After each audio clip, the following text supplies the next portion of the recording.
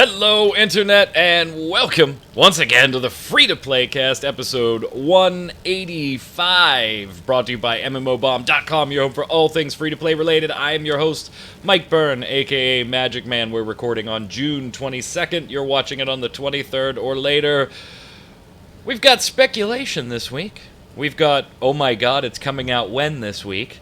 And we got, hey, we're going to do a lot, but we're not sure in what order this week. So we've got plenty to cover. Thanks for joining us. Let's get started by introducing Mr. Jason Winter. How are you, sir? I'm doing pretty well, and I'm wondering what the over-under... I'm going to set the over-under at 2.5 on a number of phone calls Mike gets during this cast. I'd say that's fair. Also on the line from Free to Play Weekly, you know him, you love him, he has no legs. Zach Sharps, how are you? I'm doing all right. I'm going to say under 2 phone calls. Probably one. Probably one. All right. Oh, okay. All right. So we got Jason on the over, Zach on the under. I'm going to be terribly optimistic and say 0. We'll see how that goes. You know, not allowed to mute your phone now. That betting it's line... not muted. It's right here. It's on. Yeah, but that betting line's never lucrative. I mean, come on now. It just doesn't pay out like you'd think it would. All right, let's slide over and get started with the news. All right, so let's talk speculation first. I really want you guys to talk me off the ledge here because I think the sun might be setting on Daybreak. Oh! Oh God, I saved that for a week. Well, you were saving that for like 6 months. I just don't get it. Like, what is the deal with Daybreak right now? We need to talk about a couple of things that happened this week. We're probably going to reference 1 or 2 other things that we've mentioned in previous shows, but really didn't go into too far. But months ago, things were looking dicey. And Jason, I do remember you and I on a cast kind of speculating. This was before EQN was finally canceled and everything, that maybe this isn't going to work out long term and isn't going to be around forever. And we kind of said, well, they got EQ next. That's going to be big. Even if it's just big initially, it's going to be big for a little while. But now, fast forward a few months, and we've got the cancellation of EverQuest next. We've got tons of silly financial decisions in my book, like splitting H1Z1 into 2 games, dropping free-to-play, going buy-to-play. In individual games, we're having all kinds of weird little decisions made. I mean, you found something yesterday about a $400 guild hall. What the hell was that all about? Yeah, that's what they're offering now for a guild hall. It's not a $400 guild hall. Technically, you need to buy the tickets, and you need 400 of them to get the guild hall. And the tickets cost $100 each, so or $1 each. $1 each. Yeah, sorry, $1 It's each. a $400,000 guild hall. And there is a $350 guild hall as well, if you'd rather have that one. Be nice Well, that one's a bargain. So that's all. But yeah, I mean, there are some people coming up with arguments like, well, it's just a guild hall. It's not, you're not buying a sword that gives you a plus 10 or whatever. If you have a big enough guild, you just have 20 people chip in $20, no problem, whatever. But it still goes down, and you can get the tickets and sell them in game. So technically, you could get the guild hall just by buying them using in-game currency, but somebody still had to buy them and actually give up the cash to do that. So it's just, I don't know. I'm with you. It's like apparently they need the money. I mean, that's all there is to it. That's the only reason you put something like this in, especially in EverQuest 2, which has not been considered a really cash grabby kind of game. I haven't heard a whole lot of complaints about its free-to-play system. So to put in a single high-ticket item like this doesn't strike me as something that the people actually working on the game were in favor of. I think someone up above them said, we need something, we're going to do this. And that's how it went. Yeah, and before you start YouTube commenting, I know it's a $40,000 guild hall, not a $400,000. Just we do writing, not math. Checking my math there. Here's the other first off, that's bad PR. You've seen other companies do the high ticket item, Zach, and it always ends in bad PR. But Jason and I were kind of talking about this in the background, and I think you even mentioned it in your write-up. Does EQ2 care about the PR at this point? I mean, it is an older game. It's got its established players. I can't imagine that there's an influx of new players and expansions and things like that much anymore. It's just kind of hanging steady with its player base. Fine. Totally fine with that. So is it worth maybe grabbing 100 sales at $400 with a couple guilds across all the servers and take the PR hit when the PR really doesn't do you much anyway? Or do you think this actually drives away existing player base, Zach? I think it's just a way for Daybreak to make more money on a game that they may not be making enough money off of currently. EverQuest, EverQuest 2 is an older game. A lot of people don't really care to play it if they've already heard of it because it's an older title. People tend to go towards the more modern games, and there's a niche sort of player base within the EverQuest 2 universe that still plays the game and it really enjoys the game. So I think implementing this is a sort of a way for them to try and sort of grab a bit more funds to keep the game alive for that niche player base. And they probably sort of are looking at it like what you were talking about, how like guilds can chip in towards it. So it would be a little bit less of a task to try and get one. But we're looking at a guild hall, which is essentially a free item in pretty much every other game that's out there. So it's ridiculous from that standpoint, and I think that's going to net them bad PR. But whether that affects EverQuest 2 as a whole, I think maybe it'll cause one person to quit, if that, the game. Because it's just a game that already has its player base. It's going to stay as it is. Maybe bring in a couple people here and there every once in a while. But generally going to float around the same population numbers no matter what they do at this point. So, yeah, and looking at the forum thread, which is currently at 19 pages now, I don't see anybody in here saying, yeah, that's fine. Like, even the people that are like, oh, that's fine, I wouldn't mind having that, they're the ones also saying, but it's too much. They're not pissed about it. They're just saying it's just too much. I'm not going to pay it. But then there's like pages and pages of this is absolutely ridiculous. And now we're entering the era or the area of people posting long posts. Like this is 80 months of the $5 membership option. So it's not being well received by the player base that's there either.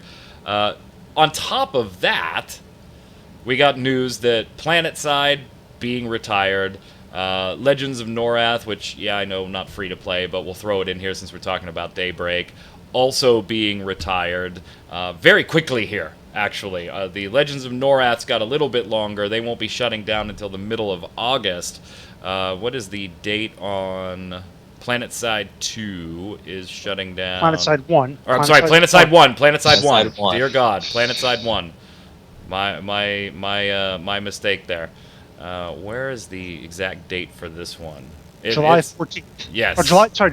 July 1st. July 1st.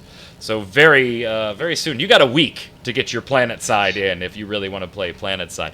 So what does this leave them with?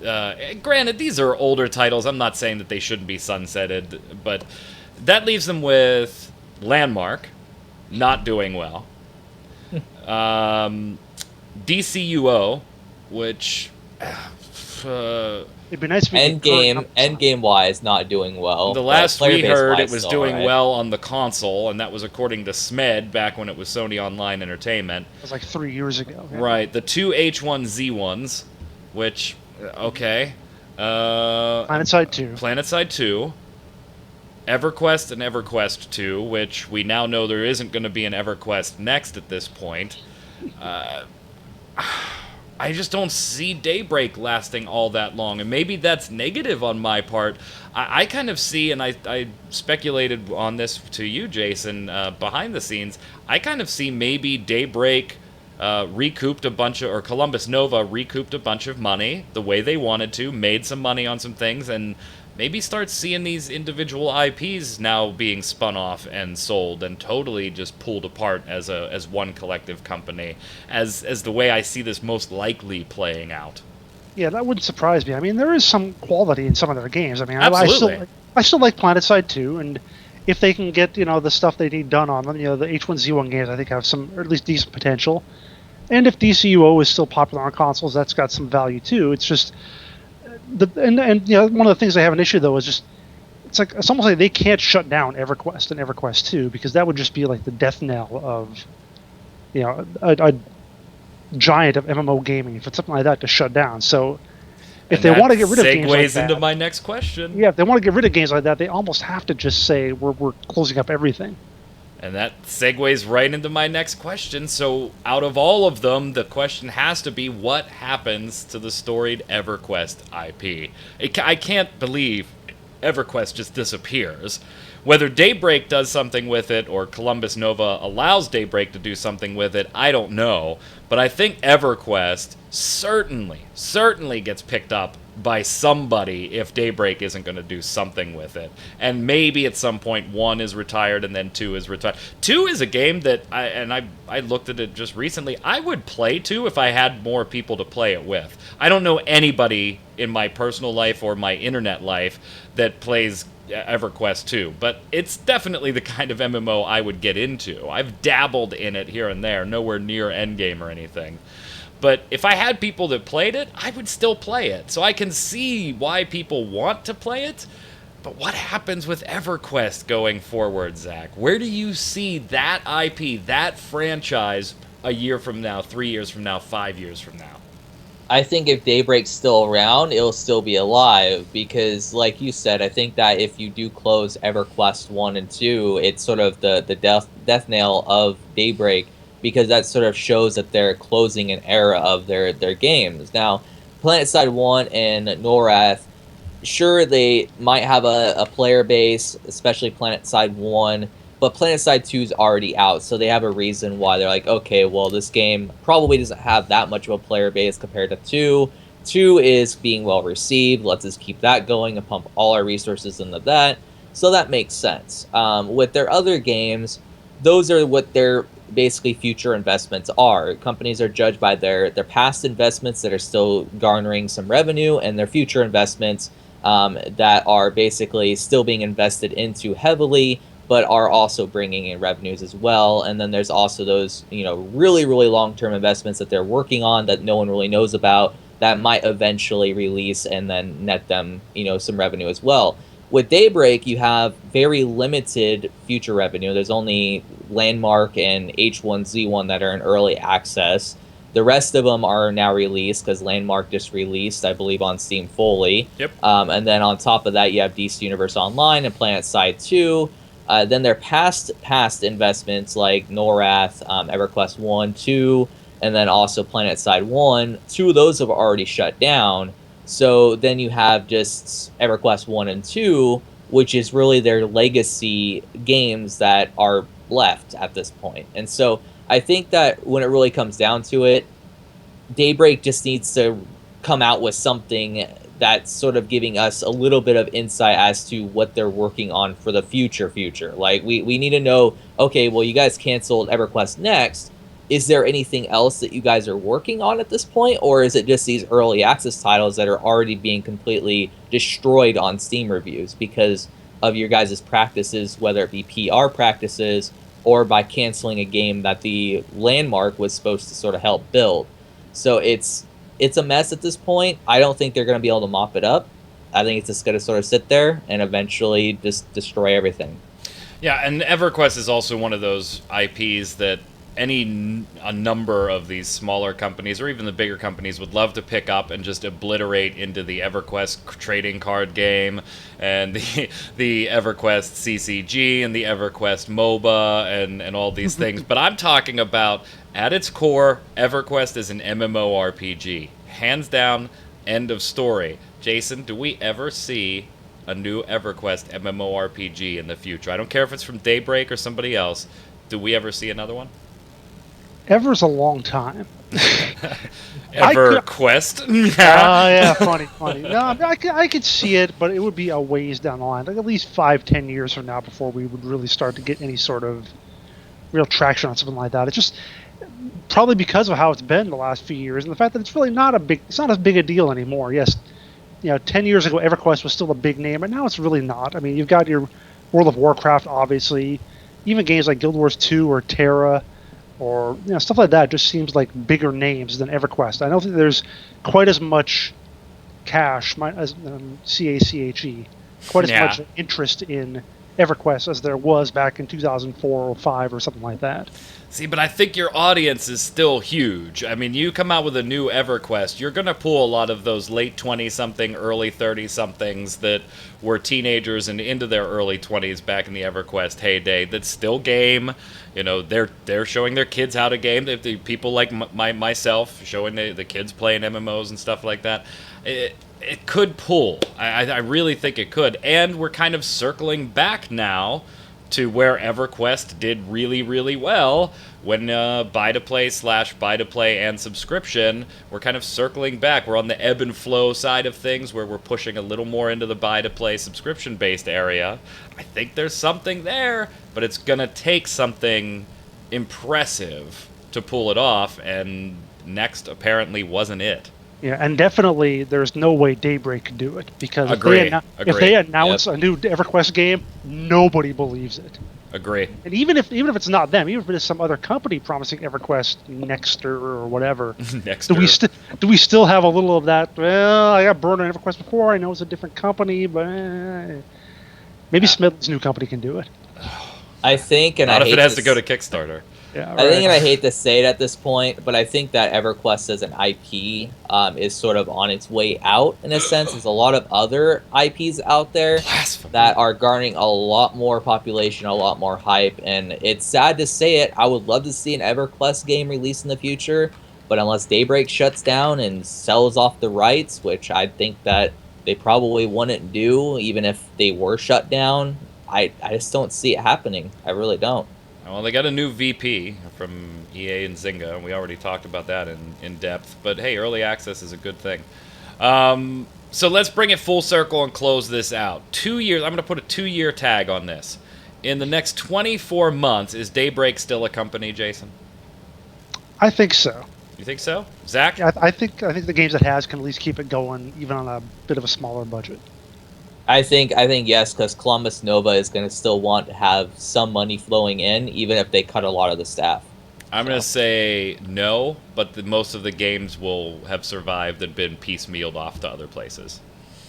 So predictions sure to go wrong. All right, next up, Guild Wars 2 is the Guild Wars 2 is the Guild Wars 2. They pissed off a bunch of people this week in varying ways too. One of the things we're going to talk about, by the way, is not officially an ArenaNet sanctioned thing, so let's kind of get it out of the way first. This isn't ArenaNet pissing people off. This is fans pissing people off, or people being goofy. They organized, fans organized in-game a Pride March. And that's fine. You do what you want with the Pride marches and stuff. That's not what I want to talk about. I want to talk about, real quick, your personal feelings on events like this, or like the crossing over of real-world things into MMOs, like, you know, political things and Pride marches and breast cancer awareness. I mean, all these things are great. Are great things that we do in the real world. How do you feel though when it comes into your MMO? Because isn't that your escape from the real world? I mean, yeah, to some extent, I get it. I can see both sides of that view, and I heard someone in one of the in the Reddit thread saying, "Well, what if I want to do a Guild Wars 2 for Trump March or something like that? Why can't I do that?" And I guess the reasoning someone gave was that it's not meant to be against anything, I guess is one way to put it. Whereas you could say a political thing is meant to push one agenda versus another, whereas the Pride March was just, hey, let's talk about the good things that that are done here, or the strength of these people or whatever. So I can sort of see it on that level, as opposed to really taking a side in an argument. I can get a little bit more behind it on that sort of reasoning. Zach, I don't know about you. I don't like this type of stuff in games, and it's not because of the messaging or whatever, or the agendas. Oh, God, I saw that word on 900 comments all over the place on this one. They're all very noble causes, breast cancer awareness, whatever. They're all very noble, very good causes. I'm not going to sit there and argue the actual causes. I don't like seeing this in my game, though. In my game, I do enough of that type of shit at work and in my real life, and I also hate like when things are shoehorned into games. Like we're gonna create a backstory that says this, and it just seems very shoehorned instead of organic. It's my game. I don't care about the real world when I'm playing my game. That's all I'm saying, Zach. Yeah, my thing is I don't mind it being in my game as long as everything else is allowed with it. For example, if people are discussing politics in their guild chat or general chat or wherever the chat I may kick be, those bastards out of my guild. That's fine. If Get out! I will ignore them and just right-click ignore if it bothers me. You're for Trump? Out. You're for Hillary? Out. You're talking politics? Out. I don't care. Go vote for whoever. Out. That's the thing, though. I want to talk about the next raid, bitch. Either you're supposed to be completely for it or completely against it in this particular case. I'm completely against it. If they wanted just for, you know what? Here, I'm shutting your camera off since you're talking about politics here. Wow. Your camera's off. No, I'm just kidding. Go ahead. Zach. If they wanted to be completely against it, then what they would do is basically censor chat, which is fine for me if they censor everyone's political chat. That's completely good. And then basically make this type of march completely prohibited. It's basically say, hey, you know, this is our game. This is our universe. We are appreciative that you are for this cause, but we don't want any sort of political anything that's in our game because that's not what our universe is about. We want it strictly RP oriented, and that's it. If you want to find something in the actual lore and then march for that, that's all for it. Go for it. But if it's anything in the real world, completely no, not at all okay. That's fine for me. But I think that also is sort of a tightrope as well, that they would have to play with that, because that would offend a lot of people, even if they prohibit every sort of agenda or any sort of particular view on the world. Now, if you go the other way and just allow everything, then yeah, you're going to have people talking about Donald Trump and Hillary Clinton in freaking general chat and ignoring the hell out of people, but at least you can ignore them just like you can ignore a pride march. It's not that big of a deal for me. I think it should just be allowed, just to make it so developers don't have to completely censor everything. And I don't know. I think it's just people are making a big deal out of it when there's so much other things in this world to make a big deal out of. So really, I don't care. You want to do it in game, go for it. It doesn't matter to me. I'm just having a bit of levity with a topic that is usually overcast with needless seriousness. Yep. Yeah, fine. Yeah, great. I hope the march went well. I did not partake of the event, so. Now, on to the topic at hand, and I'm sure viewers, let us know how you feel about those types of, like, real-world Politico and messaging and stuff like that. I mean, you do walk an odd tightrope there, you know. If you're going to do a pride march, then what if somebody else wants to do a KKK rally, for God's sakes? We're not saying we're not for anything. We're saying, look at all the values our organization has. It does become a very ridiculous tightrope for anybody to deal with. So, whatever. It's a fucking game. Have fun, people. For God's sakes. You want to march in a game? Go ahead and march in a game. If you and 50 people want to do it, if you want to hold a rally there, I don't care. Hold a Trump rally in Azeroth. I don't care. Yeah, I mean, the worst that's going to happen... I'll avoid Chatrath that day. The worst that's going to happen is someone's going to put your name in a notepad that they're just never going to group with you, or they're just going to ignore you. Yeah. People putting my name in a notepad. Wait, what? Let me just write down that bastard there, right there. People do that. He said, "Don't vote for Trump." And then I'm in somebody else's book. He said, "Don't vote for Hillary." No, I said, "Shut up." Is what I said. Anyway, Guild Wars 2. So, Jason, take me through this a little bit. The next update. Living story stuff kind of leaked but didn't leak. You know, it was a real interview that maybe went up a little early or you know, some type of deal like that.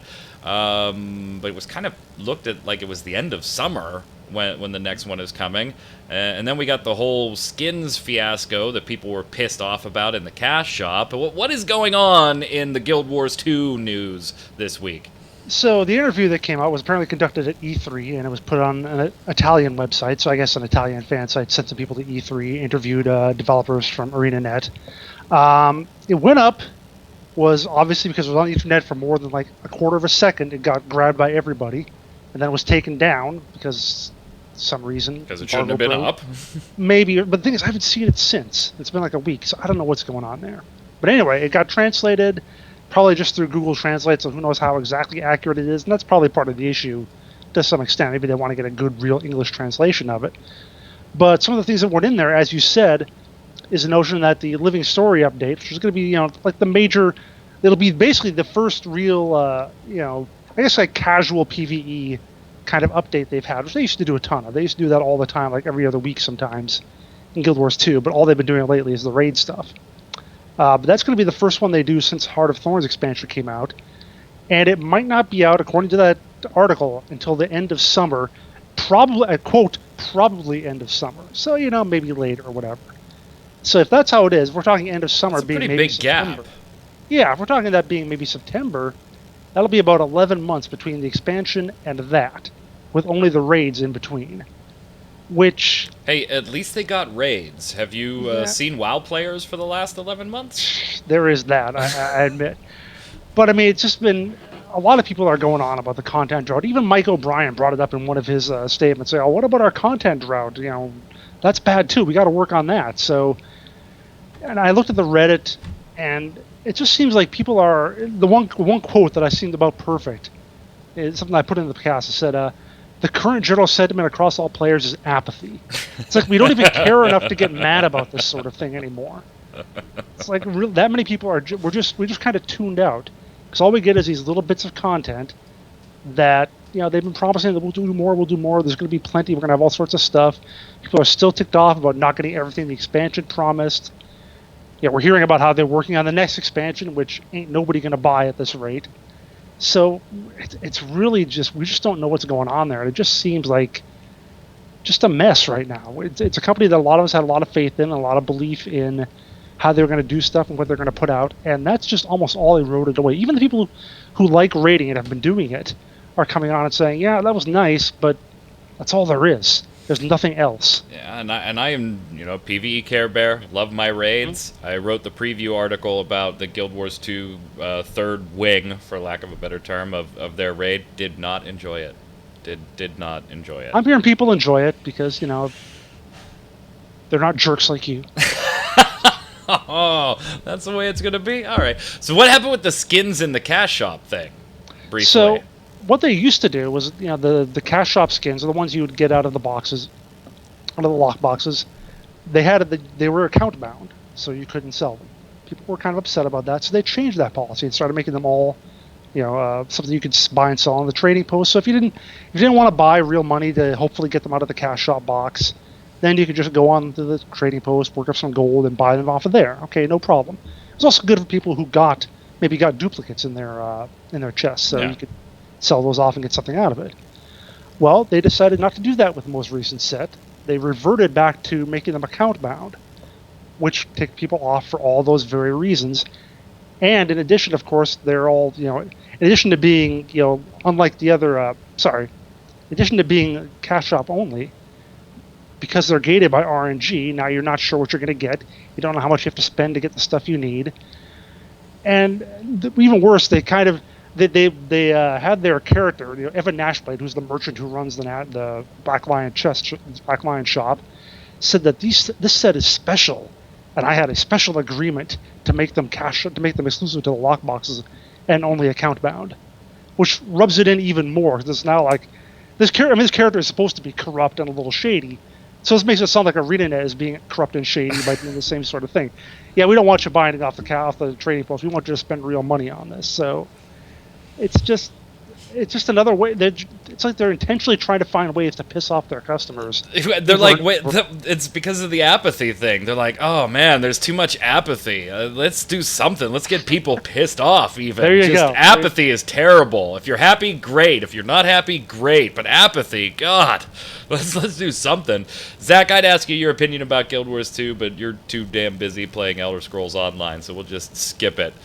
I was just basically going to say that looking at their revenues, you would think they're not having money issues, but every action that they're sort of taking sounds like they are. Like they're making skins now account bound and you're not able to sort of buy them any other way. Then you have the issue with the content drought after an expansion. That sounds like, oh, well, we don't have enough money to develop actual content updates like every other game does. Like, it's really odd when companies do this, because like with Blizzard, they make you pay a subscription. Basically, it's to shaft you with an expansion months after that for $40, and then you have to wait until the next expansion to get content updates. Everyone knows that's what Blizzard does now, and that's why people just completely drop off and start as far as their sub numbers after that expansion happens. And so with Guild Wars 2, it's like they're looking at Blizzard for advice when Blizzard has like the worst track record for this, and they're not actually doing what they were sort of promising at the beginning of Guild Wars 2, which is really, really quick updates to the world. So it's really, really odd, and I'm curious sort of what direction they're going with this, because right now it's not looking good. It is weird, too, when you come out and you take away the whole legendary stuff, Jason, and you say that the reason you're doing this is because of the content drought being more important to address, and then you continue to have a content drought. And granted, that wasn't all that long ago. Maybe I'm being a bit facetious on that one, but yeah, it's just... Anyway, speaking of games that aren't having a content drought or are about to no longer have one, TERA released its 2016 preview. Now, yes, you heard that right. The 2016 preview posted June 15th.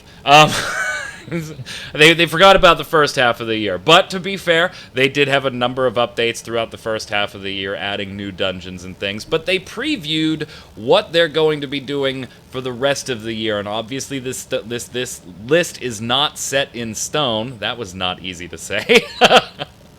That this list is not set in stone, but it is their current objectives. So we've got large-scale guild versus guild battles and some new guild content, with competitive content where it depends on guild cooperation, enhanced guild benefits to energize the community and provide more activities to engage, complete guild missions for added benefits, tax rates are not set to change.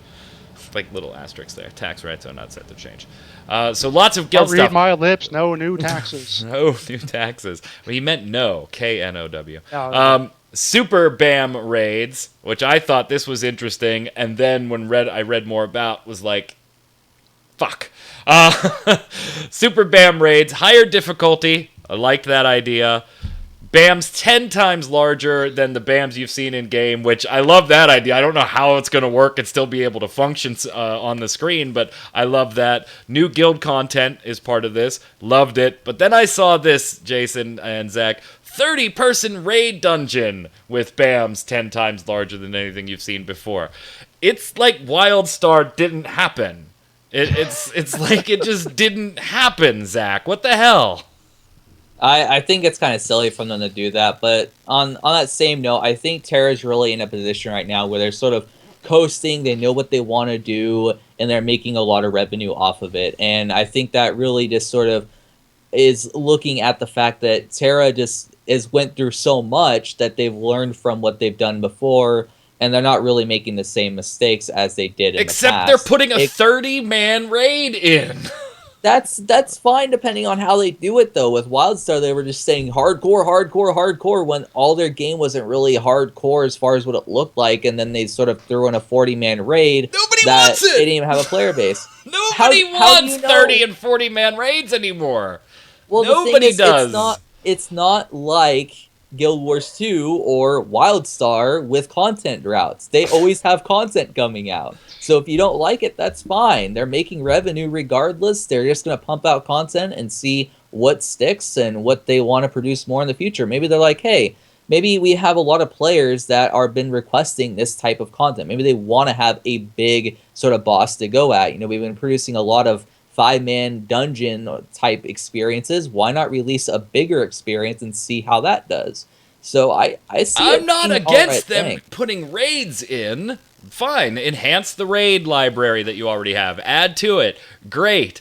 But for God's sakes, 30 people, Jason, Zach is acting like I'm crazy. Jason, I can't be nuts. 30 people is, to me, kind of ridiculous for them to even be spending development time on. If you want to add new raids, great. All for it. But don't start adding the 30 and 40-person raid PvE content. WoW got away from it years ago. WildStar tried to resurrect it. It was an abysmal failure. And yeah, you might put some of that on the difficulty curve and the hardcore nature and the attunement and stuff that WildStar had, but a lot of that had to do with the fact that it was 40 frickin' players, too. I can't be the only one saying that this might not be the best idea, Jason. If there's any game that doesn't surprise me that they're doing this, it's TERA. Because we already have the big-ass monsters, now you got super big-ass monsters, we're going to have a super big raid to go with it. Everything big, huge, roar, look at Bow's rooting in his muscles. Yeah, I kind of agree with you. I just don't think it's a good idea for any MMO made in, like, this decade. Here's the thing, though, that I got to take into consideration, particularly with TERA, is that it's generally not developed with a Western audience in mind as their primary audience, so... And WildStar was very Western, and that raid style failed, but maybe it's doing a lot better in Korea than I'm aware of, Zach. Yeah, also, what if the difficulty isn't super high where you can just say looking for 30 players or whatever for a super band? Oh, it says high difficulty on here. Everything says high difficulty. No, it says, Dear Zach, this is super difficult shit that you're going to need 29 people to have a LAN party with to successfully complete all of this. I'm just reading it straight from their site. Straight from their site. Says that. Lineage 2 just released 270-man raids or whatever. Like I Lineage think 2 has millions of Eastern players, and I think you're right. I just wasn't thinking initially as a Western view that this has more of an Eastern flavor in this game and more of an Eastern audience. So I think you may be right in looking at it that way. And so, all right, maybe fine, I'm crazy. From a Western side, this is a terrible idea. I mean, if they weren't making revenue, it would be a terrible idea. But they're making a lot of money off the game, so it's like, why not try it? It might stick for enough players, so why not? Yep. Extensive class balancing coming. They're going to start with the Sorcerer and adjust some skills and new skill effects and things. New dungeons, the Castle of Lilith, which the screenshots look amazing. I love that type of gothic dungeons. Hoke Manor or Hawk Manor, depending on how you want to pronounce it in Final Fantasy, is one of my favorites. Very gothic looking style. Ruins of Rakelith also looks good, a bit outdoorsy and falling apart ruins. Improved dungeons experience to clearly differentiate boss dialogue and action messages to prevent confusion. Amen, thank you. Ease attack attributes and timing difficulties, and then some UI streamlining. Lots of stuff on the TERA docket for the rest of the year. P.S. by the way, the Chinese server is closing. Very small print. Just kind of sweep that one under the rug. P.S. the Chinese server is closing, so if you are in a guild and you have any Chinese counterparts in that guild, do not count them as the 30 people that you need to take on the super mega BAMs that will be coming. So TERA got a lot going on, Jason. I want to ask one core question, and the viewers, you guys can answer this as well. When we do first look videos, or you do your gameplay on your YouTube or your Twitch there, Zach, when we jump into a game that has or says they have action combat, invariably, all three of us at some point say the same thing. Whether we're giving it a thumbs up or a thumbs down. We say something to the effect of, it's action combat, but not in the way that TERA is action combat. Here's the differences. Or it's action combat very similar to the way TERA does things. Or it's action combat, but not quite up to par with the way TERA does things. And we've done that for a few years now. So I want to ask, do you think right now, with Black Desert Online and everything else that's come out recently and things that are on the horizon, because like it or not, you think the MMO is dead, you should probably look at the release schedule for the back half of 2016. It's not a small release schedule on the MMO front. Is TERA still the... you may hate the game, I'm not talking about the grind or the leveling or whatever, but from a combat standpoint, is TERA still the reigning king or queen of action combat, Jason, in an MMO? Whether it is or not, it's still the standard by which everything else is judged. I mean, we've always been talking about the recent the games like Overwatch or Paladins, whatever, saying, oh, they're Team Fortress 2 clones or whatever. They're like that. And we still kind of feel like that in that way, even if TF2 is not a big deal anymore. Same a little bit with WoW. You know, that's what MMOs are often based on. Or if we talk about new card games being like Hearthstone, it's still kind of the standard bearer of that kind of genre. Even if it's not huge, even if it's not necessarily the best anymore, I think it's still what really brought it to the forefront and what made people stand up and really look at action combat as a big deal. Zach? I agree with Jason. I think that also on top of that, when it really comes down to TERA, it depends how you sort of define action combat, like how broad your definition is. Do you include soft targeting games, or do you not include soft targeting games? Because if you don't, then there's not really a lot that you can go after, and then basically it comes down to the fact that TERA is really the only one doing it in a mostly open world perspective. Because there's Dragoness and Vindictus, but those are very closed-in experiences. Yeah, I'm So talking if about you- in the MMORPG space, not the instanced, beat 'em up type games. Which to me, those games feel more arcadey than action. Well, then that even this sort of more goes towards the fact that you include soft targeting or not with your definition. I personally don't, so TERA is the king and the only one that's doing it. And I think there's a reason for it, because TERA also struggles from a lot of input and latency issues, especially in PvP, where you could be completely out of something, but because your character on the server was in that spot, you get hit with it, or certain things just don't work the way that they should.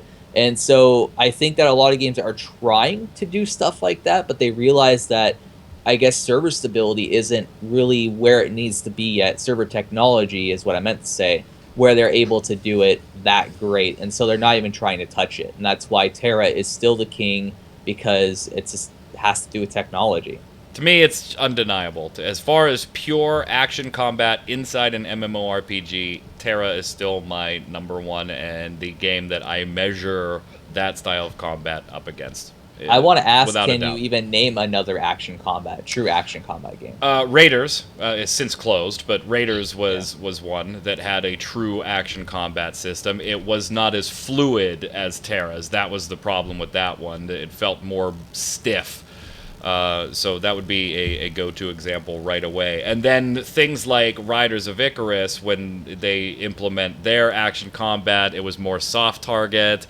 I'm going to be interested to see what's the new one coming up. Zach, help me out. That actually has three Revelation? different. Thank you. Revelation Online. That actually has 3 different control schemes: a tab target, an action combat, and a mix one. Which I think that mix one is going to be more of that soft target type thing. So I'm interested in seeing what their actual action combat piece looks like. But yeah, to me, TERA's the undeniable king of action combat right now, and still, years later, holds the title, so good on them. Let us know what you think in the comments below. Let's get started with the weekly bombs. Go ahead, Mr. Sharps. I'm going to give it to a dub bomb to Fable Fortune. It's a CCG that basically is based, obviously, off Fable. The devs had a Kickstarter. They decided to cancel the Kickstarter because they got external funding. And it may not have actually was going to reach its Kickstarter goal, but I think that just the sort of aspect of them canceling it instead of keeping it going and trying to get it, to get that additional funding, I think is really, really sort of good for the industry. I think a lot of companies need to look at that and be like, hey, we need to stop going to Kickstarter for our main funds and just do it like old school style, where you actually go for actual funding from random investors and whatnot, and you do your thing that way. Because I've always said, and I will continue to say, a starving developer is going to finish their game with better fidelity than a non-starving developer, because they have the drive to succeed. They have the drive and the blood, sweat, and tears to push their game out there and get it done as fast as possible with the best possible quality that there is. So I definitely give them a dub bomb for that. Have you seen Energy Heroes? Jason, go ahead, sir. I wish I hadn't. I'm going to give a dub bomb to Creativerse, which is something I just discovered a couple weeks ago on Steam. It's a free-to-play building game. It's very Minecraft-like. You even did a bomb live on it about 1.5 years ago. Yeah, I remember falling to my death in that one. I haven't watched it to see just how funny you die, but no, it's a really nice alternative to Minecraft. They're doing a lot of stuff with it. They've got a lot of conveniences in there. Maybe a little light on the overall content, but the building system I think works really well. They even got if you're not that creative like me, you can get these templates where it'll sort of chart out where you need to put all your blocks. You still need to go gather them and put everything together to make your keep of death, which I'm just about finished with. But yeah, it's a really nice game. It's also one that if you played it way back when it first came out, there were some very iffy cash shop decisions made. They totally, by the time I streamed it, which was a year and a half ago, they had totally revamped that one. So if you checked it out like 2 years or so ago and didn't like it because of the payment stuff, you go check it out again. It's definitely worth it. Zach, you had your hand up. Did you have a question, sir? I just want to bring up that I'm also against early access too. So just saying. But at least it's free early access. It's not. They don't have. There's no charged. Yeah, free early access is fine. I'm against complete, like, you have to buy in early access. I think that's a complete scam and bad for the industry. So, well, then you would not get along with the VP of Daybreak. I'm going to give a dub bomb to WildStar. Speaking of it earlier, they've made changes and are continuing to discuss changes to overhaul the experience of leveling an alt and faction grinding and account binding on certain things and certain systems. Thank God, thank God, thank God. Good on WildStar, and congratulations on what seems to be overall a very good Steam launch. From the viewers, The Mathland said, I stopped the video when Jason said he hasn't played The Witcher 3. I just could not see anymore. I hope I don't miss much. I really hope. A-bomb to Jason for not playing The Witcher 3. He is dead to me. And Mike did buy me a copy after the cast was done. It was in the Steam box 15 minutes after the cast ended last week. I don't have Steam. Do I have Steam open? Because I will totally check your time, you son of a... Don't do it. No, I don't have Steam open. I don't have Steam open. But enjoy it. Play it in good health, sir. Go ahead, sir. Jason. Oh, me. Oh, UDK Face, he says, A-bomb to my computer, blowing up on me, and not being able to play. So I hope I can get it working. Excited for anything coming out from E3. I really like that Resident Evil demo. It's good to see something horror refreshed. So UDK Facey also can't play The Witcher 3, so there. Not at the moment. Go ahead, Zach. Grabbing Zach, hold on. Have you played The Witcher 3? Of course, I gave it my highest score ever in my Game of the Year. All right. And then didn't play the DLC. You haven't played the Sans DLC yet, have you? No, I've not gotten the Blood and Wine yet because I have a lot of other stuff to finish. But I'm going to probably in between my summer and fall quarter because I have a whole month to do whatever the hell I want to do. There you go. But I was going to say that I watched a little bit of the free-to-play cast last week. When I heard that, I immediately went on GOG.com to see how much it was if you weren't going to pony up this $50 or $60 because I was going to gift him the GOG version for like $25. Yeah, probably could have saved some money. That was just completely ridiculous that he's never. So I'm just going to. Yeah, and a bunch of people commented that I could just share my Steam library with Jason. I have children. My Steam share is up, so I can't just share my library with him. So I guess if I just going to name off every popular game I don't have now and expect you guys to buy it for me. There you go. But that one's one of the most Game of the Year titles in modern day history, Jason. So, right. You know. Go ahead, Zach. Grabbin says, Dead Space and The Sims 2 for free didn't convince me on downloading EA's thing. Prince of Persia won't do it for the Ubisoft thing either. And pretty much the best way to possibly describe the way I felt. Thank you, Grabbin. Although I already have you play for other things. So. Tommy Berrien says, I haven't played The Witcher 3. I'm not buying it for you. Sadly speaking, I just can't feel invested in single-player games anymore. I play something, but after a while, I lose interest. Is it part of getting old or something? Yes. So I thought it'd be more about the young kids who always want their multiplayer shooter stuff. And if that's the case, then an A-bomb to getting old. I don't think it's a getting old thing. No. Yeah, I think you're the complete opposite of what most people do when they're getting old. Most of them go into those single player games. Don't have the reflexes for those shooters anymore. Yeah. Yeah. Go ahead, Jason. Slash Coon says, A-bomb to myself for somehow magically screwing up my Roman numbering. Oh, on the one comment last week. It's okay. We give you I strikes before you're out. Touche, as they say. Touche. Go ahead. Thank you for getting that, Jason. Go ahead, Zach. Taj Worthington says, the bomb to this week's episode. So good, so many laughs, thanks, LOL. You are very welcome. Thank you. You should call Mike during the next cast. If you're trying to call me, if you want to call me during this recording, you're running out of time. Joshua Knight says, A-bomb to Magic Man for never having read or seen Harry Potter. How is that even possible? You were surprised that I had to put this in because I busted you with the first one, Jason. You were surprised that Jason had not played The Witcher 3 but haven't seen Harry Potter? I think you need to do a Harry Potter marathon ASAP. That's almost as bad as some of my friends never seeing the Star Wars original trilogy. My God. Hey, have you seen? You're a Harry Potter guy, Zach. I take it. No, yes. I've seen him, even though I really don't care about him. Have you read the books? No. Okay, so you're a Harry Potter movies. That's fine. I'm more of a visual person, so. There's not going to be a Harry Potter marathon ASAP anywhere near me. I just don't have the desire. And if you still call them friends because they didn't see the Star Wars trilogy, you need new ones. That's another thing I said, oh my God, for too. It's like, how don't call those people friends. Those aren't friends. Friends would never do that to you. Question of the week last week.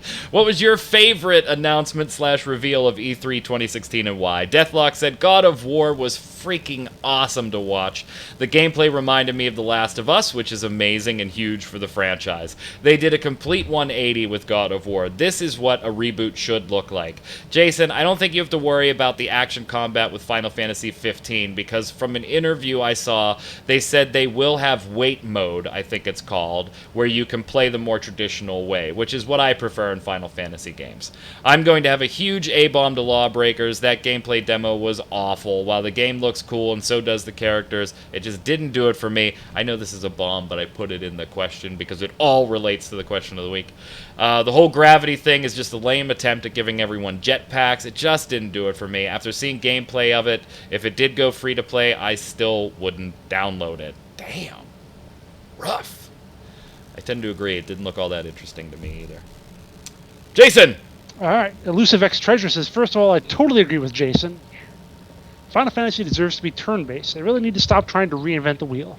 I didn't even finish 13 because of the combat system, and that's saying something since I adore snow. I like action combat too, but it does not belong in my Final Fantasy.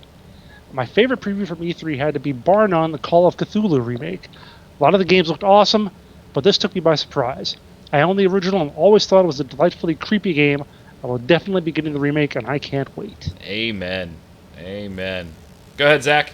Flashcun says, I must say that my favorite is the Microsoft Play Anywhere announcement. For a simple reason, I can now play console games I refuse to play on the console because the console's performance is bad for me. I can now play some of it, if not all of them, on my PC and get 60 FPS or more if they don't screw up the optimization. But I have to deal with the shitty Windows Store to buy the games, which is saddening.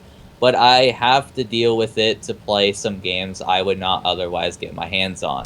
And that is an aspect of that I did not think about at all because I have the Xbox One and a PC. So good on you for bringing that to the attention here. Proximities HD, Microsoft just seems desperate in my eyes. They're pushing so much stuff to come out, and not to mention Xbox One has no more exclusives. In a way, you can just get the games on PC, so what's the point of buying an Xbox now? Honestly, it just seems Xbox is hurting themselves with this, and the idea of buying the PC version, you get the Xbox One version, I mean, yeah, it seems cool, but they do make less money off that, and I get what Q says, but still it seems weird to me to play the Xbox version if my PC version's going to be 10 times better. And Sony wins E3, I agree, showing new Xboxes and talking about how they're doing this for the players for over 30 minutes and not showing gameplay with the Xbox One's just pointless in a way. So they gave the award to Sony as well. Jason, I saved this one specifically for you to end the show today. XL Kobayashi says, question of the week, too easy. Definitely Zelda Breath of the Wild. Looking forward to it. Zach, but I still give my comment that gotta have left-handed Link. Absolutely. Absolutely. You Zelda guy, Zach? A little bit. I think Nintendo is this... I can't buy a Nintendo console because they keep shooting themselves in the foot, and I refuse to support their bad habits. Well, there Simple you as go. that. Vote with your wallet. It's that simple. Question of the week for next week, what should Daybreak do with the EverQuest IP? Should they move forward with new development? Should they sell it off to somebody? Should they retire it totally? What do you think? Not what do you think they're going to do. What do you think, if you were in charge of Daybreak, should be done with the EverQuest IP? Put your answers in the comments below. While you're there, make sure you put your dub bombs for something good, A bombs for something bad for next week's show. And until that show, Zach, where can everybody find you?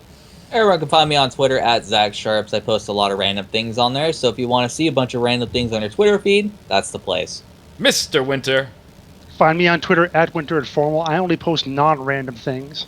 Yes. And you can also find me on streaming, twitch.tv/JasonWinter. And I will probably stream Witcher 3 this weekend. There, good man. I'm Mike Byrne, a.k.a. Magic Man. You can follow me on Twitter at MagicMan1, MAGICKMANN1, or come on over to MMOBomb.com. Check out all the great articles, giveaways, videos, first looks, free-to-play casts, all the other good stuff that you want to check out your MMO needs. Until next time, stay safe. We'll see you on the server.